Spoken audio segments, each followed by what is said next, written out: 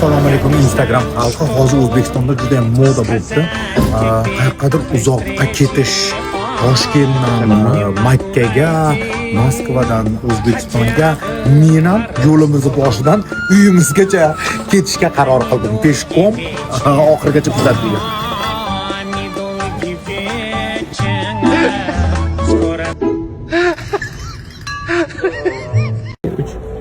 Mahallamiz boshidan uyimizgacha juda ham og'ir masofa, juda ham qo'rqinchlik. Meni kuzatib boringlar. Hozir bu yerda qo'rqinchli joylarga kirib qoldim mahallamizda. Rosa qo'rqyapman, e'tibor beringlar. Juda ham qo'rqinchli, so'mkalarim o'g'irlab ketishi mumkin. Kutinglar meni.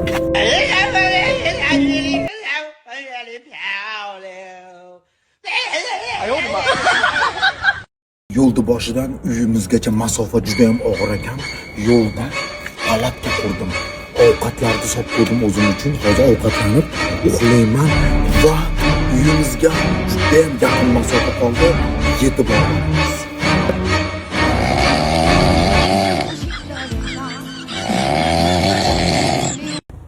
Uyimizga 7 qadam masofa qoldi, lekin ammo men juda ham yo'ldan charchab o'tirishga qaror qildim.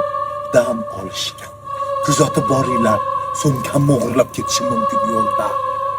O'zingcha meni qo'rqadi bo'lyapsan. Qo'rqadi bo'lyapsanmi? Ey, menga o'ynashma. Bir urib kallangni qotingni chiqarib qo'yaman, tushundingmi?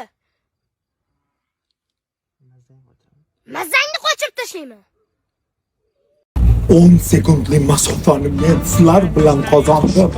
Mana nakонец-то yetib keldim uyimga. Rahmat men bilan bo'lganinglar uchun.